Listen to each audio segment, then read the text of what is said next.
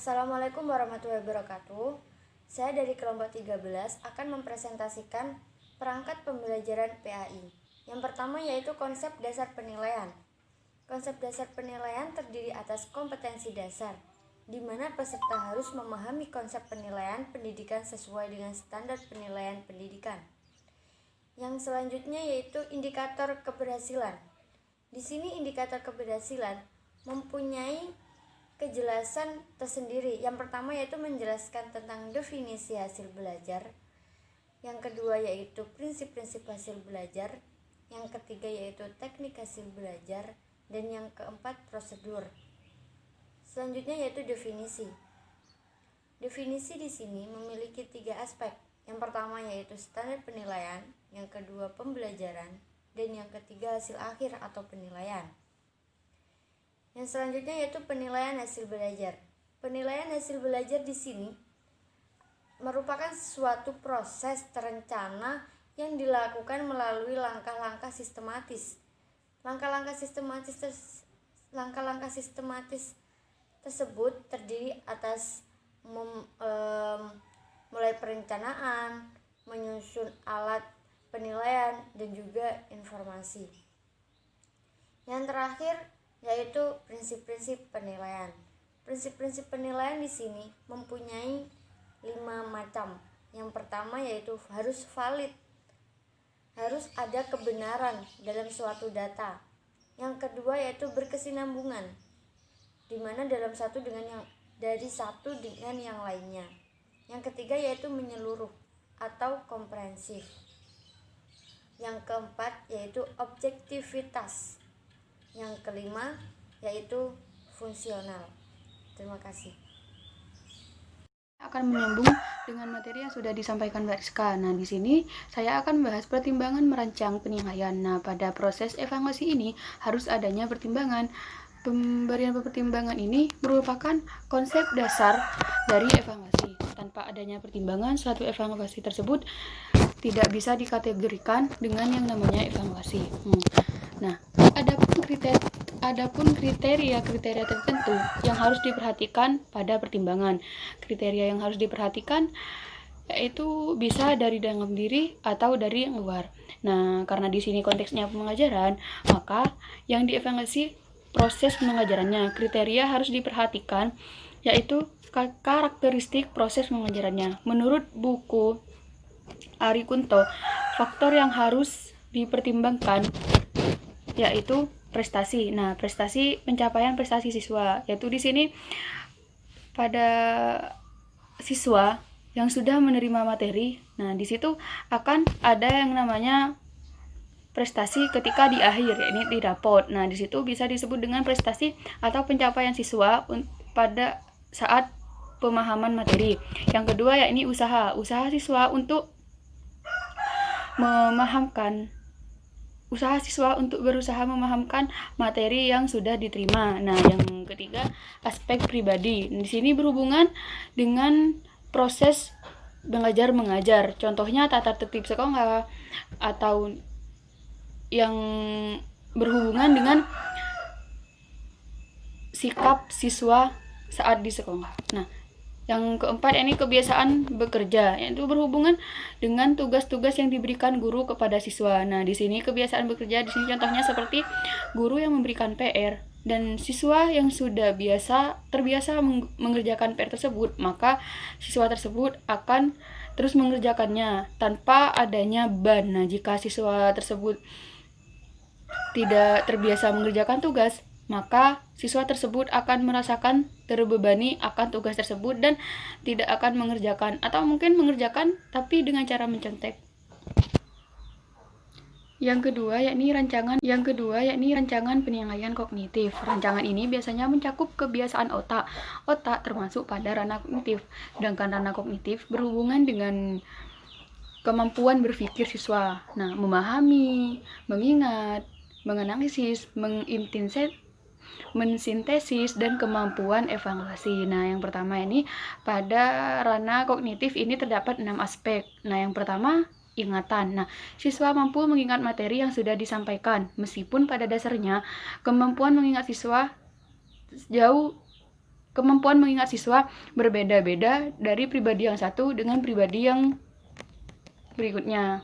Nah, di sini meskipun kemampuannya berbeda-beda dan ada yang cepat untuk mengingat, ada yang susah mengingat. Nah, di sini siswa mampu berusaha. Nah, di sini siswa berusaha untuk mampu mengingat materi yang sudah disampaikan. Nah, begitu. Karena meskipun untuk mengingatnya itu susah, tapi jika siswa itu berusaha, maka sedikit banyak akan ada materi yang diingat. Nah, yang kedua ya ini pemahaman. Nah, pemahaman terhadap materi. Siswa yang mampu paham dengan materi yang disampaikan. Nah, di sini siswa akan mampu menjabarkan materi tersebut tanpa harus mengingat-ingat materi apa yang sudah mereka terima. Nah, yang ketiga ini penerapan.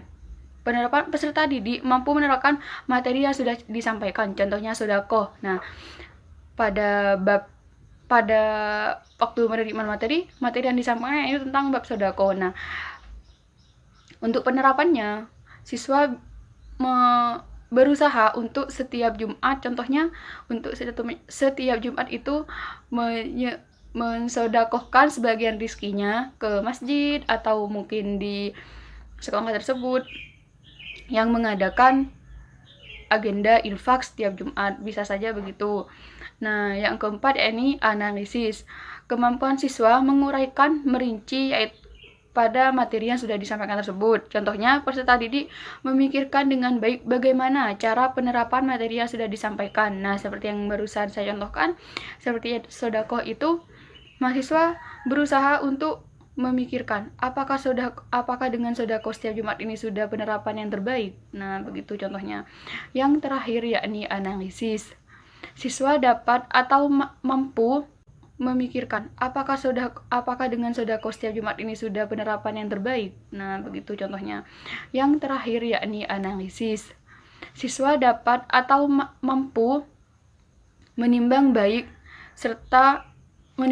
dan buruk serta manfaat dari materi yang sudah disampaikan. Nih, di sini yang ada ada efek baik serta buruknya. Contoh, jika itu pembahasannya tentang zina. Nah, di situ kan tentang pergaulan remaja. Nah, di situ kan biasanya sesudah menerima materi tersebut, siswa bisa sadar atau bisa membatasi dirinya. Dan ada juga siswa yang kepo gitu terhadap pergaulan remaja tersebut, terhadap zina. Nah, bisa saja seperti itu. Tergantung siswanya bagaimana menyikapi materi yang sudah disampaikan tersebut. Terima kasih. Saya di sini akan melanjutkan presentasi dari Mbak Holifatul Jannah. Nah, yang kelima di sini ada rancangan penilaian afektif. Nah, pada rancangan penilaian afektif ini meliputi aspek-aspek yang berkaitan dengan hal-hal emosional, seperti halnya perasaan, nilai, apresiasi, antusiasme, motivasi, dan sikap. Nah, pada ranah afektif ini terdapat 5 jenjang. Nah, yang pertama yaitu menerima atau memperhatikan. Dan yang kedua yaitu ada menanggapi. Dan yang ketiga ada menilai atau menghargai. Yang keempat ada mengatur atau mengorganisasikan. Dan yang kelima ada karakterisasi dengan suatu nilai atau kompleks lain. Pada ranah afektif ini tidak dapat diukur seperti halnya ranah kognitif ya. Karena dalam ranah afektif ini kemampuan yang diukur adalah menerima, merespon, menghargai, mengorganisasi, dan karakteristik suatu nilai. Nah, yang selanjutnya yaitu rancangan penilaian psikomotor. Rancangan penilaian psikomotor ini berhubungan dengan kemampuan atau keterampilan yang dimiliki seseorang setelah orang tersebut menerima pengalaman belajar tertentu. Nah, pada ranah ini biasanya lebih kepada aktivitas fisik seseorang. Dalam penilaian hasil belajar psikomotor ini mencakup persiapan, proses, dan produk. Pada penilaian ini dapat dilakukan dengan cara observasi atau pengamatan. Nah, pada observasi ini biasanya banyak digunakan untuk mengukur tingkah laku individu ataupun proses terjadinya suatu kegiatan yang dapat diamati. Nah, mungkin sekian presentasi dari kelompok 13. Apabila ada salah kata, kami mohon maaf yang sebesar-besarnya. Wabillahi taufik wal hidayah, wabiridho wal inayah. Assalamualaikum warahmatullahi wabarakatuh.